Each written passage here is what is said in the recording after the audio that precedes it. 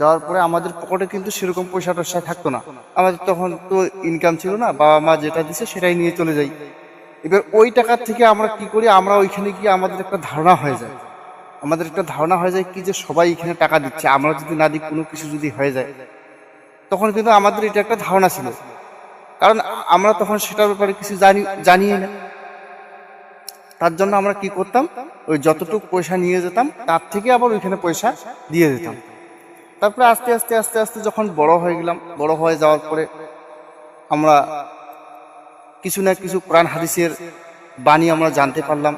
তারপরে জেনে শুনে এখন দেখা যাচ্ছে যে মুসলমান কোন জায়গায় থাকার কথা আর কোন জায়গায় এসে পড়েছে।